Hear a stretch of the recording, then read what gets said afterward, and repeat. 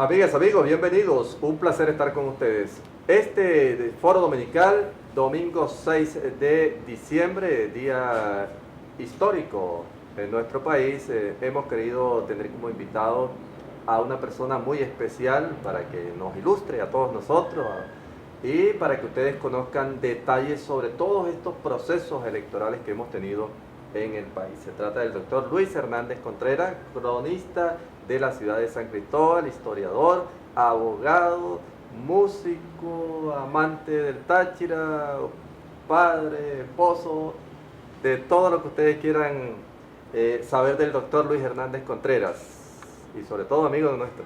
Muchas gracias, Augusto. Bienvenido. Muchas gracias, muy gentil. Gracias por la invitación.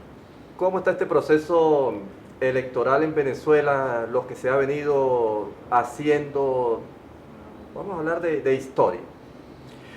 Cada proceso siempre se presenta como el más difícil, el más complicado, la última oportunidad.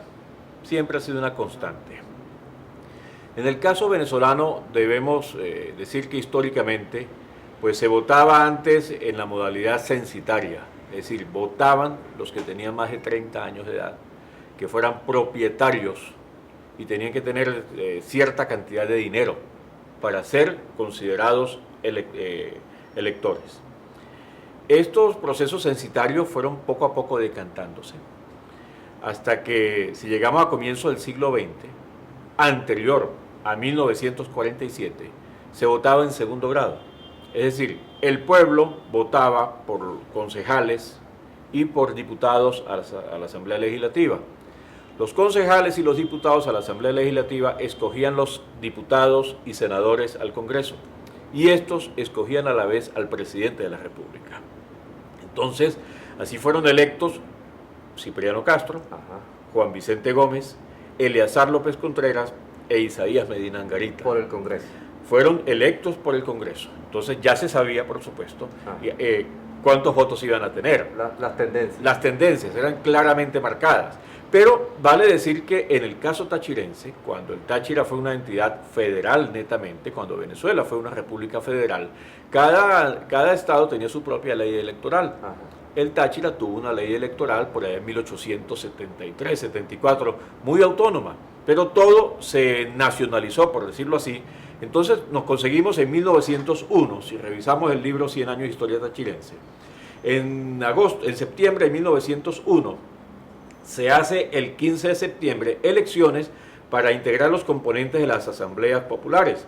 Entonces, los 9 distritos tuvieron sus representantes en los consejos municipales y en las asambleas legislativas. Estos eran los que iban a escoger estos personajes que iban al Congreso y ellos escogieron al presidente. Entonces ya se sabía cuál era esa tendencia. Esto tiene un punto histórico que salta a 1937. Y en 1937, el 24 de octubre es una fecha histórica, porque por primera vez en el siglo XX se hacía una elección ya donde se escogían directamente estos personajes en una campaña electoral. Y vale decir, en el caso de San Cristóbal, fueron electos, por ejemplo, diputados, el poeta Manuel Felipe Rugeles. Manuel Felipe Rugeles, el gran poeta tachirense, presidió la Asamblea Legislativa de 1938. Y fueron escogidos, entre otros personajes, por ejemplo, Aníbal Morales Carrero, Antonio Mogollón, que presidirían años luego la municipalidad de San Cristóbal. Esto se hace en 1937, entonces ya se acostumbra a esa modalidad.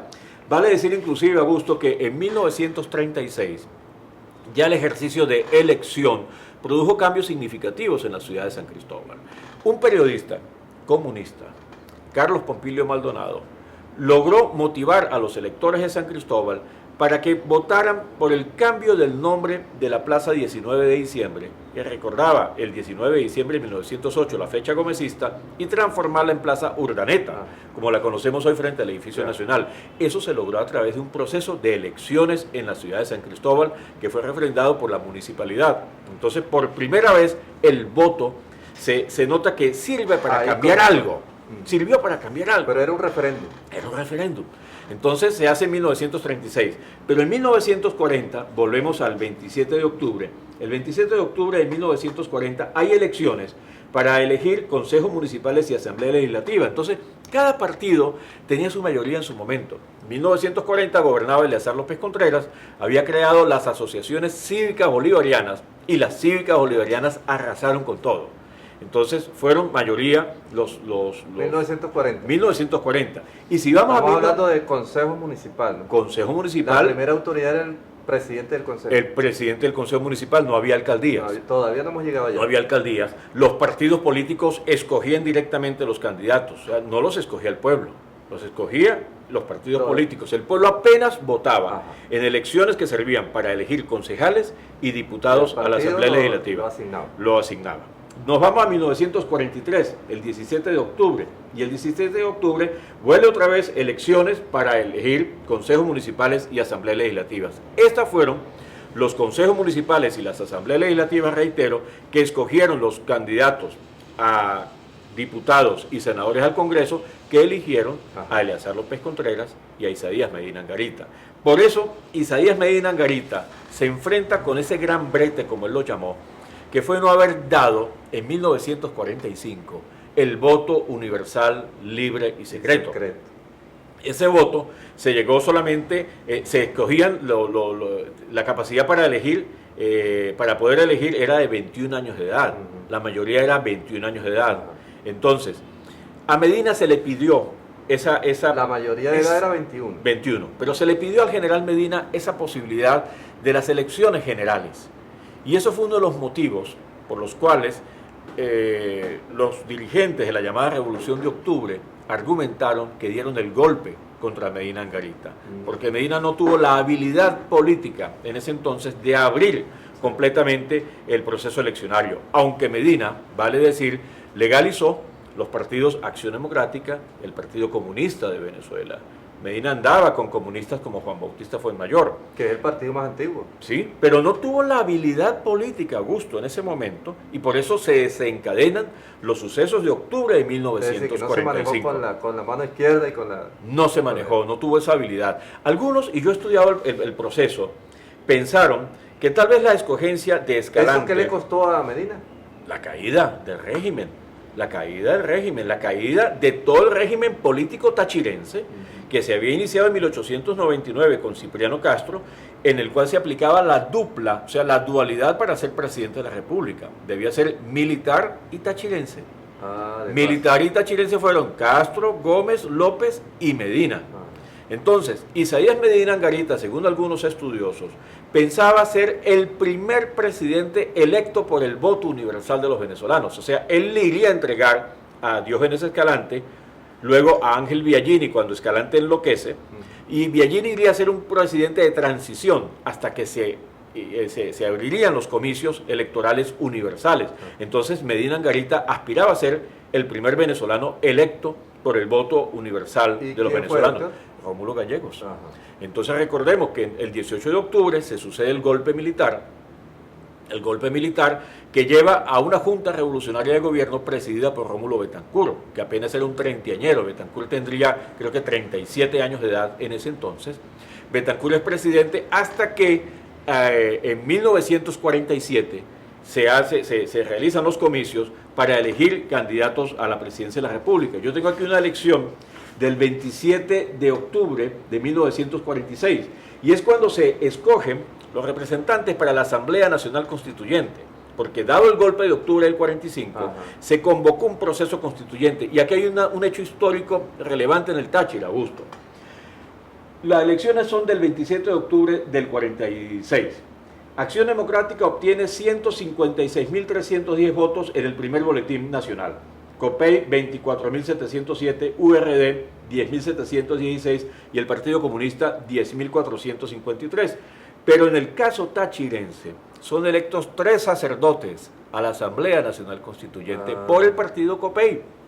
José León Rojas Chaparro, que fue director de Diario Católico, José Rafael Pulido Méndez, que sería arzobispo de Mérida y de Maracaibo, y Carlos Sánchez Espejo, que fue director de Diario Católico y profesor de la Universidad Católica, y un hombre renombrado de la vida tachirense. Estaban en Copey. Ese es el caso. No estaban en Copey, fueron propuestos por Copey, pero pertenecían, eran claro, socialcristianos. Pero el caso curioso de esto es que 3 sacerdotes son electos diputados a la Asamblea Constituyente Nacional que presidió un gran venezolano, Andrés Eloy Blanco, y donde por primera vez aparecen allí, hay que leer el anecdotario de Andrés Eloy Blanco, donde aparecen hombres de la clase obrera, como Augusto Malavé Villalba, vicepresidente de esa Asamblea Nacional Constituyente. Apareció allí. Aparece, entonces hay como una nivelación de las clases sociales en el mundo político. Fíjense que a comienzo del diálogo la historia menciona al Táchira, ¿no? Y ahí uno piensa, el Táchira hace lo que el Táchira quiere. Eso lo dijo Sánchez Espejo. Eso fue con motivo de los 400 años de San Cristóbal. El Táchira realiza lo que el Táchira quiere. Pero también tenemos una frase maldita que la lanzó Carlos Rangel Lamos. ¿Sí? El Táchira es víctima de sus propios hijos. También. Eso fue en 1936. Y tiene vigencia. Plena vigencia, Augusto. Plena vigencia. Yo lo comparo. Digo, la frase, el Táchira realiza lo que el Táchira quiere, vence al anatema. El Táchira es víctima de sus propios hijos. Pero las dos están ahí presentes. Porque se dice que el pueblo tiene los gobernantes que se merecen. Es así. Bueno, estamos conversando con el doctor Luis Hernández Contreras, historiador. La historia es rica. La historia es madre, es paridora de hechos. Hay que Eso es innegable. Hay que sentirla, hay que estudiarla para no repetir sus equivocaciones. Es eso. Es eso. Bueno, ya regresamos porque vamos a seguir conversando sobre todo aprovechando en este proceso electoral que tenemos en Venezuela. Ya regresamos. Ya regresamos con Foro Dominical.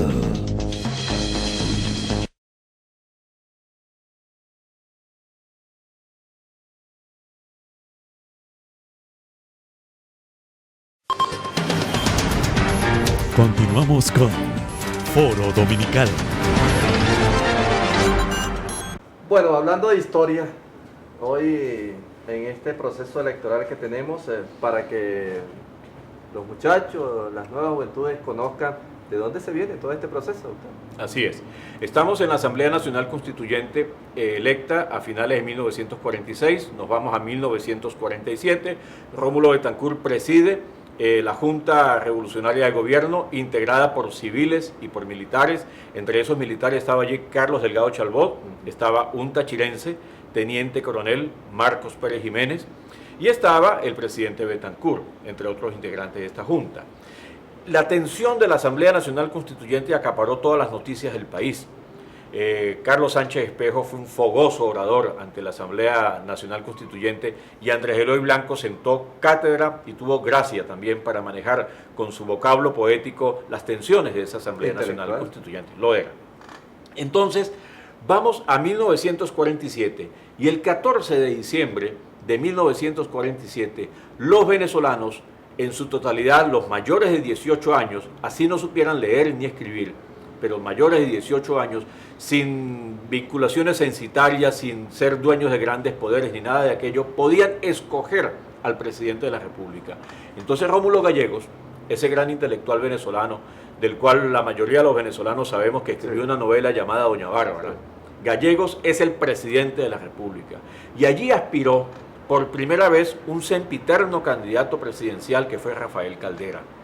Caldera se lanza en esos comicios y allí participa también Gustavo Machado por el Partido Comunista de Venezuela. Entonces ya los diputados y los senadores del Congreso no escogían al presidente de la República. Se rompe esa elección de segundo grado y se vota por primer grado. Estamos hablando de 1947. El 14 de diciembre de 1947, Rómulo Gallegos es escogido presidente de la República. Y ya se podía votar a los 18 años.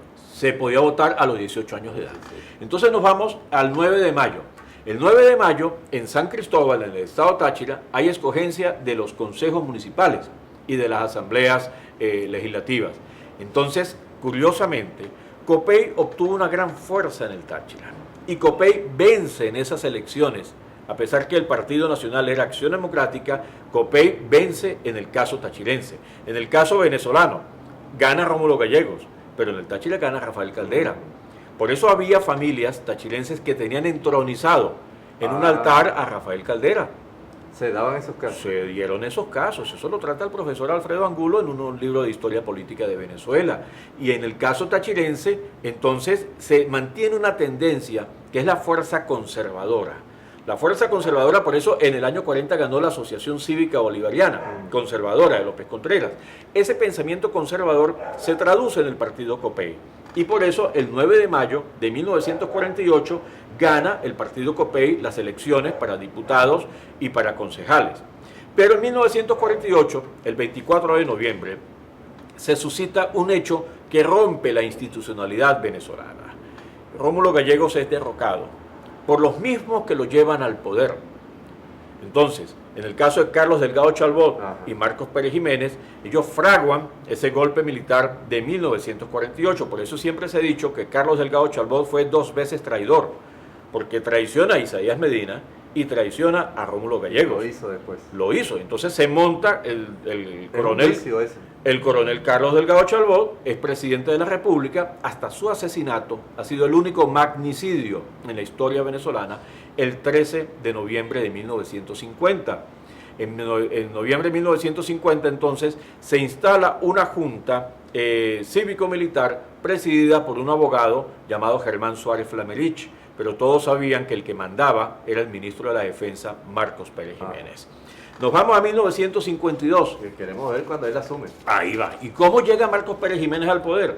Porque en 1952... Hijo de Michelena. Hijo de Michelena. Hay unas elecciones para escoger la Asamblea Nacional Constituyente. Entonces, el 15 de noviembre de 1952, en el caso tachirense, hay proselitismo de los partidos políticos, como lo que acabamos de ver esta semana que está concluyendo. Mitines de Unión Nacional, de COPEI, de Unión Republicana Democrática. Entonces allí aparecen los personajes del mundo político, y allí está un caso particular. Acción Democrática ha quedado proscrito. Entonces Acción Democrática no tiene capacidad para lanzarse a los comicios electorales de 1952. Había sido proscrito por la Junta Cívico-Militar. Entonces, nos vamos a esas elecciones y resulta que el 30 de noviembre de 1952, elecciones para escoger el presidente de la República. En el Táchira, de 100.704 válidos, votos válidos, Unión Nacional, es decir, el partido que representaba a Marcos Pérez Jiménez, obtiene 58.651, COPEI 29.800, URD 12.000. Se canta un fraude, porque todos sabían que había ganado URD y Jovito Villalba.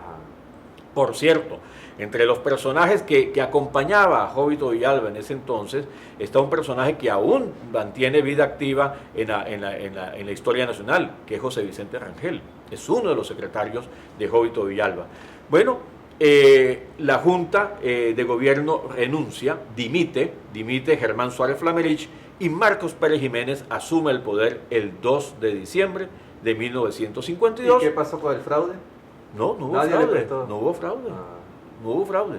Marcos Pérez Jiménez gana las elecciones. El presidente del Consejo Supremo Electoral era el doctor Vicente Tálamo. El doctor Tálamo pasa a ser gobernador del estado Mérida, por cierto, un gobernador progresista como lo fue en el Táchira Antonio Pérez Vivas. Y Marcos Pérez Jiménez es un presidente constitucional. Es tan constitucional, electo por los votos de los venezolanos. Es tan constitucional que Pérez Jiménez es el gran anfitrión de la 10ª Conferencia Interamericana que se celebra en Caracas, a la cual asiste el secretario general de las Naciones Unidas, Dag Hammarskjöld, y asiste el secretario de Estado norteamericano John Foster Dulles, y admiran esa belleza de la ciudad universitaria. Entonces Pérez Jiménez llega por un proceso constitucional, vamos a decirlo así. No vamos a entrar entre si hubo fraude o no hubo fraude, no. Sí. Un proceso constitucional. Fue electo el 2 de diciembre de 1952. Están entonces el proceso de esos años, y nos llegamos a 5 años después. ¿Qué sucedió 5 años después? Pérez Jiménez tenía que ir a otros comicios electorales. Entonces su ministro del Interior, Laureano Valenilla Planchar, o Laureano Valenilla Lanz, como se le conoce, le inventa una fórmula de un plebiscito. Ahí fue donde comenzó. Ahí comienza la falla. Entonces el general Pérez Jiménez va a recibir un respaldo a su obra de gobierno donde él se lanza solo. O sea, no hay un candidato contendor. No hay tampoco ambiente para comicios electorales. Entonces, que eso es el plebiscito. ahí está el plebiscito. No hay conteo. Entonces, ¿qué sucede? El 15 de diciembre de 1957, el general Pérez Jiménez recibe, según el primer boletín oficial, el 94% de apoyo de los votantes. 15 de diciembre.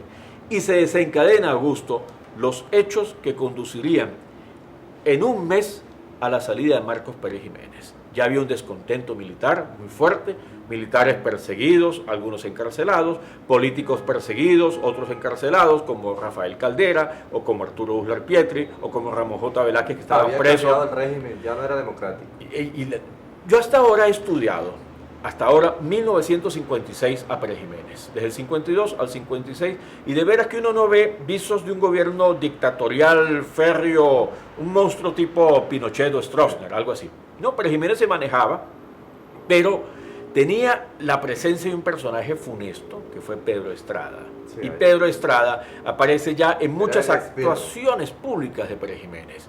Entonces comienza ya una persecución atroz contra el mundo político. La seguridad nacional.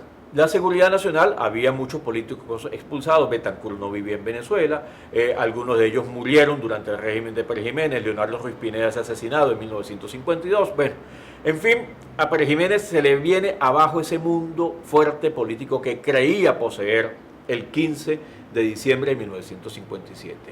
Hugo Trejo hace una sonada militar el 1 de enero del 58. Martín Parada, un aviador de Delicias, tachirense, se alza contra Pérez Jiménez, y vienen los sucesos que desencadenan la salida del general Pérez Jiménez el 23 de enero de 1958. Cuando tomó la vaca sagrada. La vaca sagrada, manejada por el mayor, conducida, piloteada por el mayor José Covarrey, entre los cuales se montan sus ministros Pedro Gutiérrez Alfaro, su ministro del Interior y su primo Antonio Pérez Vivas, que dejaba la gobernación del Táchira, y otro tachirense, su ministro y secretario Raúl Zules Valdés. Doctor, una vez uno de mis hijos me preguntó que por qué le decían la vaca sagrada. Era el nombre que tenía el avión ya por el gobierno norteamericano. Era la vaca sagrada, el nombre que el gobierno del presidente Truman le había dado a esa vaca, a esa aeronave. Vale decir que es un tanto vergonzoso, suena vergonzoso, pero los presidentes latinoamericanos en los años 48 en adelante, que empezaron a viajar a Estados Unidos, a visitar a Truman, como el caso de Gallegos, o a visitar a Eisenhower, volaban en aviones norteamericanos. Gallegos visita a Truman en un avión norteamericano. Venían y lo buscaban, sí señor. Es vergonzoso decirlo, pero los presidentes latinoamericanos en su gran mayoría visitaban al presidente norteamericano en aviones norteamericanos. Empresas petroleras estaban aquí, dominaban todo el espectro, sí señor. Entonces llegamos a 1958 y se abre otro esquema en la historia de Venezuela. Ya vamos a seguir con esa rica historia que hoy el doctor Luis Hernández Contreras nos está dando a conocer. Fíjense una cosa, que vamos a hablar del magnicidio también, ¿no? Ok. Ya regresamos.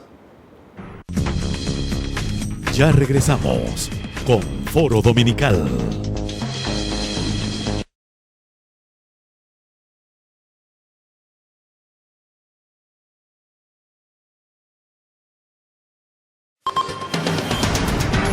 Continuamos con Foro Dominical. Bueno, un placer, doctor, conocer toda esta historia. Dice que si conocemos la historia sabemos de dónde venimos. ¿Y a dónde vamos? ¿A dónde vamos? ¿A dónde vamos? Es así. Llegamos al año 58. Entonces, nacida la democracia, se restablecen los partidos políticos, se firma el pacto de Punto Fijo. Punto Fijo no es la ciudad del estado Falcón, Punto Fijo es la casa donde vivía el doctor Caldera en Caracas, donde se suscribe eso es interesante el pacto que excluye al Partido Comunista. Era la vivienda. Era la vivienda, la residencia de Caldera se llamaba Punto Fijo. Allí porque mucha gente piensa que es en Punto Fijo, es en Falcón. No. La residencia de Caldera. La firma del acta pero entonces ellos excluyen al Partido Comunista, y para mí es un error histórico gravísimo. Eso desencadenó los sucesos de la violencia urbana, de cuánta gente que se fue a la guerrilla, y luego viene Betancourt con una mano durísima, recibiendo otro tipo de instrucciones, y Venezuela se va por un camino equivocado. ¿Qué sucede en el año? Agarró la montaña y... Mucha gente, la disidencia la tuvo en su propio partido. Ahí salen las figuras como Simón Sáez Mérida, como Américo Martín, como Domingo Alberto Rangel. Entonces, Acción Democrática sufre una escisión grave y el país se va a una violencia inusitada. Pero en el 58... Y que le ha marcado eso, ¿no? La gente no ha perdonado Ahí está. el pacto de Punto Fijo. Así es. Muchos de los hechos, entonces, del año 58, nosotros llegamos a un proceso eleccionario. Wolfgang Larrazábal es el presidente encargado de la Junta de Gobierno de 1958, del 23 de enero, en la cual estaba incorporado un tachirense. El coronel, en ese entonces, luego general Carlos Luis Araque, tachirense, integraba esa junta.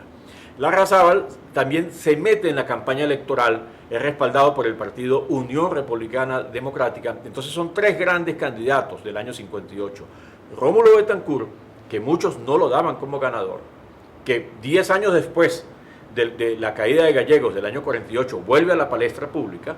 Rafael Caldera, que vuelve entonces a competir por la presidencia de la República, y el contraalmirante Larrazábal, que deja la presidencia de la República en manos de Edgar Zanabria, un gran jurista e historiador venezolano, y se lanza a la contienda. Muchos creían que Larrazábal ganaría esas elecciones en 1958. Era un hombre dicharachero, un hombre que caía muy bien, que asistía a la pelea de boxeo de Ramoncito Arias contra Pascual Pérez, que asistía a los juegos de pelota, que asistió a los conciertos de la Filarmónica de Nueva York, que asistía al ballet, al teatro, un hombre jovial. Pero Larrazábal gana en lo que es el circuito metropolitano de Caracas, pero en el país estaba haciendo un trabajo de partido, esa frase, ni un municipio ni un distrito sin casa de partido, esa frase de Betancourt la cumplió en su práctica, y Betancourt gana los comicios de diciembre de 1958 y es electo presidente de la República para el quinquenio 59-64. Nos vamos 5 años luego. Y formó una estructura, Acción Democrática. La formó, y muy fuerte, hasta el punto que Acción Democrática vuelve a ganar contra las divisiones de Raúl Ramos Jiménez, contra las divisiones que condujeron al nacimiento del MIR. Acción Democrática gana los comicios de 1963 con Raúl Leoni, que era una de las manos derechas de Rómulo Betancourt. Caldera vuelve a lanzarse en ese proceso eleccionario, se lanza Arturo Uslar Pietri, que es el gran hombre del consenso en ese entonces, pero gana Raúl Leoni. Nos vamos al proceso de 5 años después. Leoni sufre la escisión, la división de Acción Democrática cuando Luis Beltrán Prieto. Uslar tenía aceptación. Uslar tenía aceptación y mucha en el Táchira. Pero va de un detalle, pero Augusto. Políticamente era más fuerte. Fue más fuerte, por supuesto, el caso de Leoni. Pero Uslar puso gobernador en el Táchira. Luis Eduardo Santos Estela, padre del arquitecto Eduardo Santos Castillo, por cierto, fue gobernador del Táchira impuesto por el partido de Uslar. Era un miembro del partido de Uslar, el Frente Nacional Democrático. Pero vale decir aquí un detalle, Augusto, muy importante en la política tachirense ante todo. La fuerza de Copey era tal que Betancourt gana a nivel nacional, pero en el Táchira vuelve a ganar Caldera. Es una sociedad conservadora en este caso. Entonces Caldera vuelve a ganar, y Betancourt, que era un zorro político, entendió tanto la fuerza de Copey en el Táchira, que pudiendo él haber nombrado al gobernador del Táchira como lo hacía el presidente de la República, él nombra a 3 copellanos gobernadores del Táchira. O sea, en el quinquenio de Betancourt, 59-64, son gobernadores del estado Táchira los socialcristianos Seferino Medina Castillo, Edilberto Escalante y Balmore Acevedo Amaya. Fíjense la sagacidad de Betancourt. Nombrados por una DECO. Nombrados por una DECO. Entonces, esos 3 copellanos dirigentes de sangre verde, son gobernadores del Táchira en ese quinquenio. Se llega al momento... Pero era una estrategia. Era una estrategia de Betancourt porque sabía que él no tenía fuerza en el Táchira. Entonces él tenía que pactar con Caldera para lograr que estos caballeros manejaron, y lo manejaron decentemente. Ellos dejan obras importantes. La Policía del Estado es consecuencia de ese periodo. Funda Táchira, la aldea modelo de las mesas, la Biblioteca Pública del Estado. Son obras de esos 3 gobernadores copellanos. En el quinquenio de Leoni nombra no a una DECO, sino nombra a 2 independientes. Él nombra a 2 independientes. Leoni nombra en primer lugar a Tulio Guerrero Tablante, que era independiente. Luego nombra a Santos Estela, que era del partido de Uslar, y luego nombra a otro independiente, que fue Juan Galeazzi, gobernador del Táchira, hasta que nombra a una DECO, que fue el doctor Pedro Pablo Morales, gobernador en el último año del quinquenio de Leoni, en 1968 al 69. Entonces fueron hombres que supieron manejar muy bien el asunto tachirense tan delicado como hoy día, Augusto. O sea, el Táchira ha sido una oveja negra en el espectro político venezolano. Pero el Táchira siempre ha sido una entidad madura políticamente. Lo ha sido en ese sentido. Ha tenido unas respuestas, un cambio, una transformación conservadora a liberal, y ya venimos en este proceso. ¿Por qué lo digo? Cuando es electo Rafael Caldera en 1968, Caldera entonces se entiende de aquello, sabe de la gran fuerza que tiene su partido Copey y nombra a un gran tachirense, un hombre que le ha dado mucho al Táchira y que el Táchira no lo ha reconocido con justicia, que es Jorge Francisco Rached. Jorge Francisco Rached fue gobernador los 5 años completos de Caldera. O sea, es el primer gobernador que gobierna un quinquenio completo paralelo al presidente. Luego el doctor Rad sería un exitoso rector de la Universidad Nacional Experimental del Táchira y es un hombre que es sencillamente felicitado por muchos por sus actuaciones públicas. Entonces viene el cambio en 1973. Muchos asomaron la figura de Carlos Andrés Pérez como un posible candidato presidencial en 1968. Pérez supo esperar. Era ministro. Ya había sido ministro de Betancur. Era el líder de la fracción parlamentaria de Acción Democrática. Era un hombre que tenía fuerza política y Pérez decidió esperar su momento. Cuando él sabe que se lanzó. No, lo lanzaron. Cuando él sabe que Betancur no se va a lanzar a los comicios del año 73, porque Betancur tenía derecho, ya 10 años de haber sido presidente, lanzarse, Pérez sabe que es su momento.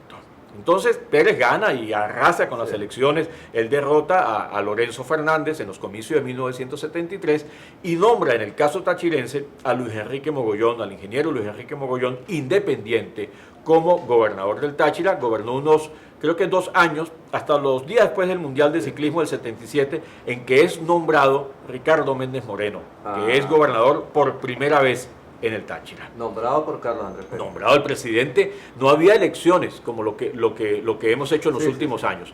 El presidente nombraba al gobernador del estado. Entonces llega Jaime Lucinchi, viene Luis Herrera Campins, que gana en los comicios de 1978, gobierna entre el 79 y el 84, y él nombra a varios socialcristianos. Nombra a Pedro Contreras Pulido, que era un hombre que estaba desvinculado de las acciones del Táchira, vivía en Caracas.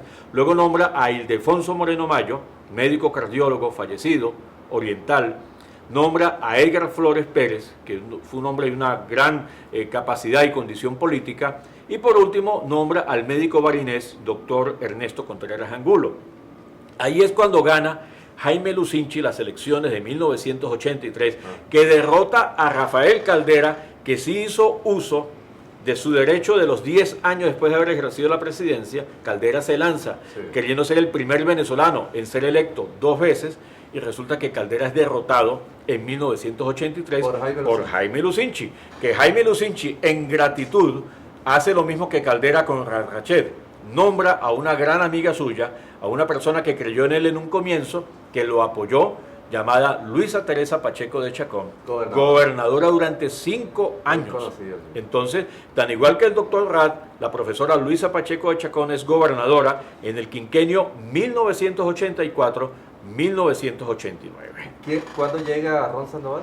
Ron Sandoval es electo ya en 1992, pero aquí tenemos que hacer un paréntesis, Augusto, porque el 3 de junio de 1979 ya es presidente Luis Herrera, ya comienza ese proceso de descentralización a tener marcada fuerza. Entonces, por primera vez en 20 años, los venezolanos acuden a las urnas para escoger a 1.475 miembros de los 191 consejos municipales de todo el país.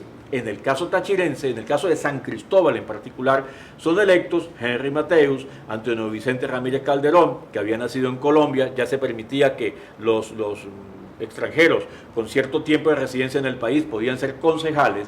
Rafael Moreno y Erasmo José Pérez, Francisco Romero Lobo, Francisco Ramírez Sarmiento, Ramón Mora y Alejo García. El arquitecto Mateus fue el primero. El primer presidente de ese consejo municipal que es electo. Nosotros escogimos a los candidatos a concejales en 1979. Pero deben pasar... Y fue muy reconocido. Fue muy reconocido Mateus, pero pasan 10 años, Augusto, para cerrar esta parte del bloque, cuando el 3 de julio de 1989, el 3 de julio, Se inicia entonces ya un proceso en el cual el presidente de la República ya no va a elegir al gobernador. Entonces, en 1988, Carlos Andrés Pérez se convierte en el primer venezolano que es electo 2 veces por el voto universal, directo y secreto de los venezolanos. Entonces, es electo. Él nombra, porque tenía todavía potestad para nombrar al gobernador, a José Francisco Ron Sandoval, gobernador del Táchira, en 1989. Se abre el proceso eleccionario, entonces Ron deja la gobernación y Pérez nombra a Jorge Romero. Es el último. El Flaco Romero. El Flaco Romero es el último ciudadano que fue nombrado por un presidente de la República gobernador del Táchira. Sí. ¿Y quién fue el primer electo? José Francisco Ron Sandoval. Sí, señor. Ahí vamos. Bueno, ya regresamos porque también tenemos que hablar que le decía que la madurez del Táchira, 7 presidentes. Algo dice de eso. Sí, ya regresamos. Ya regresamos con Foro Dominical.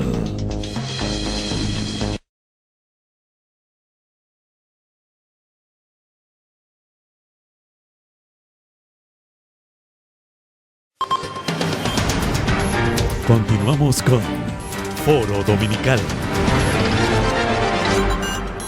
Bueno, en este paso histórico que hemos o nos ha dado la oportunidad el doctor Luis Hernández, vamos a ver cuándo es las elecciones ya Directa. Sí. Eso fue el 3 de diciembre de 1989. Se hablaba mucho de la Comisión de Reforma del Estado, de la descentralización. Allí participó arduamente Ramón J. Velázquez, Arnoldo José Gabaldón, entre otros venezolanos, Balmore Acevedo, y ellos logran que el país entienda, que el presidente de la República entienda que llegó el momento de cesar ese poder de majestad en nombrar un gobernador. La dedocracia. La dedocracia. Entonces, vamos a las elecciones directas para gobernadores y alcaldes. Se crea la figura del alcalde. Y en el caso tachirense, José Francisco Ron Sandoval compite contra Ernesto Contreras Angulo, Walter Márquez Rondón y Ricardo Colmenares Botaro, que venía del movimiento vecinal. Gana José Francisco Ron Sandoval y se convierte en el primer gobernador electo en el Táchira por el voto directo y secreto de los sufragantes. De esto se recuerda mucho la contienda política entre Walter Márquez y Ron Sandoval. Claro, Walter Márquez perdió en la última semana por las acusaciones que le hicieron por sus tendencias religiosas. Estrategia de Ron Sandoval. De Ron Sandoval, sí señor. Y Walter perdió las elecciones. En una semana lo destronó. Fue así. Entonces, el profesor Rómulo Colmenares fue electo primer alcalde de San Cristóbal en esos procesos de 1989. Nos vamos 3 años después. Entonces llegamos al 6 de diciembre de 1992 y vuelve otra vez José Francisco Ron Sandoval, que había hecho un buen gobierno, es reelecto gobernador del Táchira, y el profesor Rómulo Colmenares es reelecto alcalde.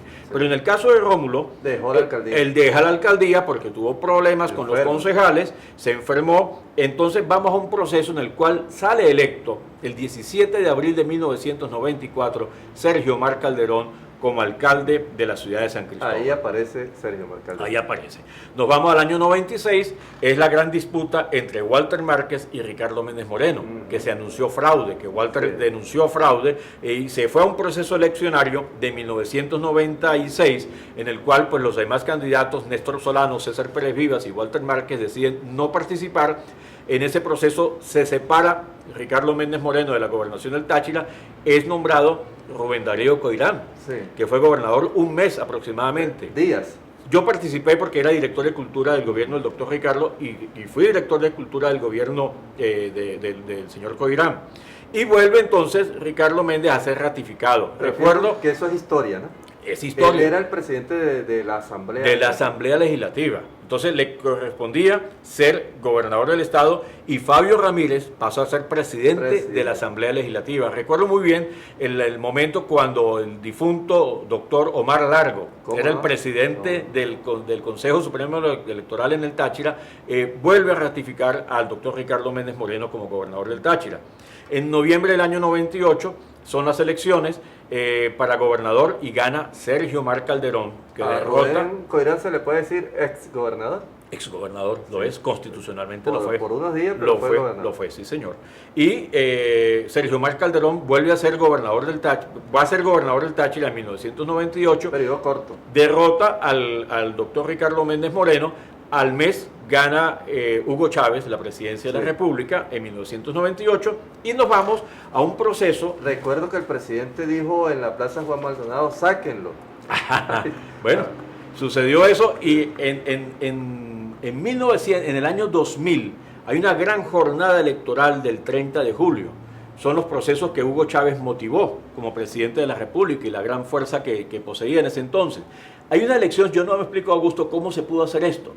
Las elecciones fueron para diputados a la Asamblea Nacional, se eliminaba los senadores, diputados a los consejos legislativos regionales, que cambió de nombre, se sufragó por alcaldes, alcalde metropolitano, concejales del Cabildo Metropolitano, y allí gana entonces Ronald Blanco La Cruz, con los votos de Leonardo Salcedo, porque se sumaron los votos de Leonardo Salcedo. Los votos de Ronald Blanco y de Leonardo Salcedo sumaron 122.261. Entre tanto, los de Sergio Mar Calderón, que es el candidato derrotado, llegaron a 106.904 y en ese proceso eleccionario... Ahí se aclaró, doctor, que Sergio Mar Calderón le ganó a Ronald Blanco. Si no hubiese tenido el apoyo de los votos de Salcedo... con los votos que se le anexan. Que se le anexan, es así. Y allí aparece otra figura que conduciría los destinos de San Cristóbal, que fue el ingeniero William Méndez, gana la alcaldía de San Cristóbal en el año 2000. En 2000 también que se inicia una serie de procesos en los cuales pues vamos a una Asamblea Nacional Constituyente, aparecen 4 personajes que no tienen acción anterior en la palestra pública, el profesor Temístocles Salazar, que fue candidato en la primera elección cuando Ron Sandoval. Temístocles fue candidato. No aparece en la historia. No aparece, pero fue candidato. Está el profesor Samuel López, el profesor Ronald Blanco La Cruz y la abogada Iris Varela. Ellos son los que, por el Táchira, los candidatos a la Asamblea Nacional Constituyente que promovió el presidente Chávez y que cambió toda la estructura política de Venezuela como la conocemos en los últimos 16 años. Doctor, ¿por qué se dice que tachirense que no le gusta el poder no es tachirense? El poder y la sotana. Yo creo que si algún día se hace un estudio de lo que es el inconsciente colectivo tachirense y nos fuéramos a un espacio en el cual ya pasaran muchos siglos y se investigaría qué era esa cosa llamada Táchira. Hay una vocación por el poder manifiesta.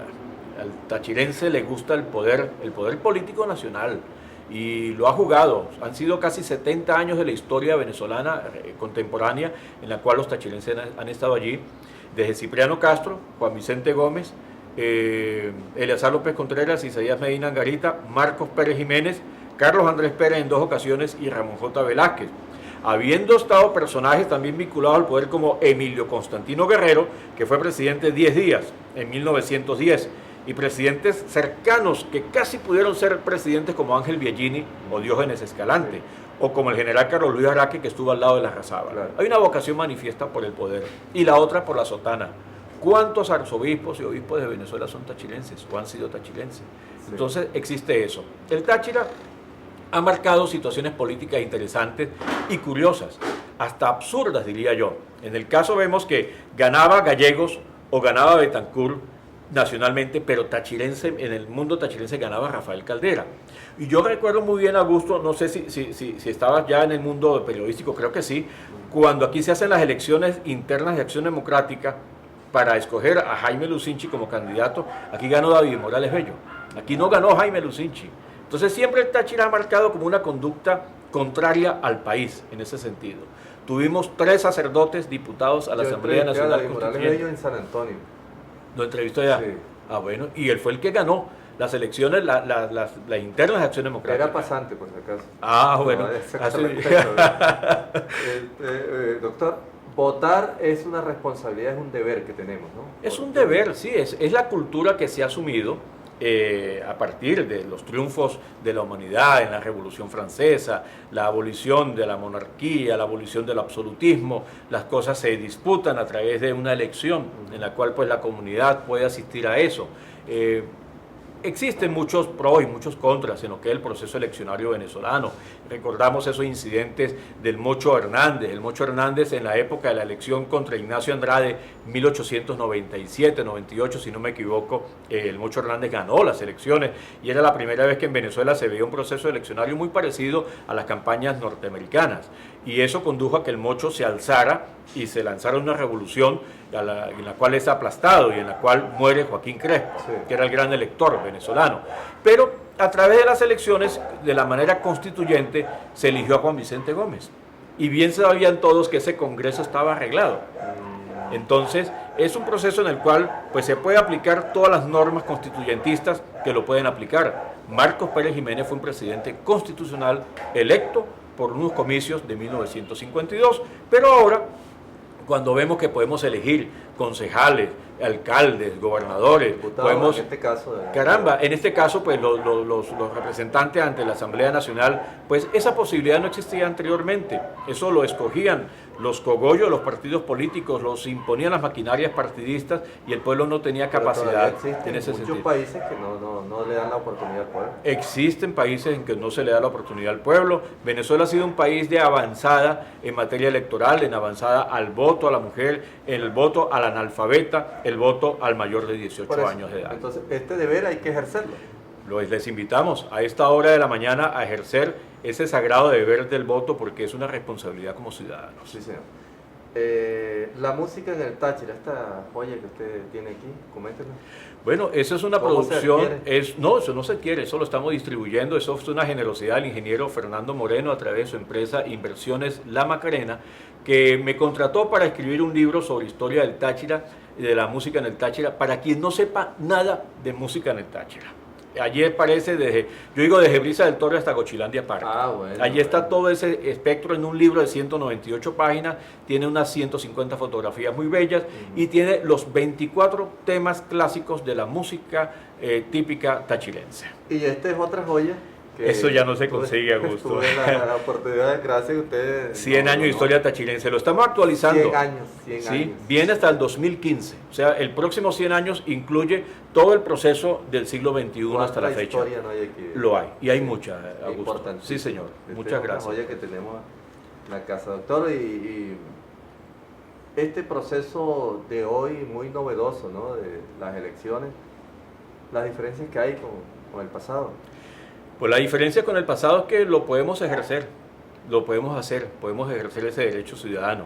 Hoy hay una tecnología que se respeta, según algunos, otros no. Antes se votaba por tarjetas, la gente introducía una tarjeta en un sobre y quedaban los sobres restantes. Sí. Entonces se votaba de esa manera. Yo voté todavía uno marcaba, Augusto, Ajá. con un bolígrafo, marcaba el candidato de su escogencia. Y luego viene este proceso de Smartmatic, que por cierto fue un proceso liderado por gente que hoy día está en la oposición. Recuerdo muy bien, Antonio Ledesma, propiciar el proceso del sistema automatizado para las elecciones. Hablo del año 98 aproximadamente. Pero se ejerce esto. Yo lo que les digo es que a la razón histórica, siempre revisemos los periódicos del año 2000 para acá. Esta es la última oportunidad. Son las frases consabidas. Este es el proceso más tenso en la historia Todo política proceso venezolana. electoral Conduce a una tensión, así que sencillamente les esta es la invitamos última oportunidad. a ejercerlo y a disfrutarlo y a respetarnos como ciudadanos y ante todo a ser tolerantes con las decisiones que el pueblo sabiamente ha logrado hacer. Ser tolerante. Ser tolerante. Eso es un ejercicio ciudadano muy difícil, pero tenemos que ejercerlo. Pero eso da mucha madurez. Como comer y como beber. Hay que mantener el ejercicio de la tolerancia porque da mucha madurez en todos los aspectos. en todos los aspectos y ante todo con la población tan joven que tiene Venezuela, que está ejerciendo voto por primera vez. Uno de mi hijo menor ejerce el voto por primera vez y eso pues, me satisface que pueda y que tenga el derecho Y es una emoción. que la Sí. Constitución venezolana le permita hacerlo. Doctor, muchísimas gracias, ¿no? Ha Augusto, sido un placer tenerlo mucho aquí gusto. en Foro Dominicano. Y a Gracias. ustedes, amigos, gracias por habernos permitido ingresar hasta sus hogares. Será hasta una nueva oportunidad.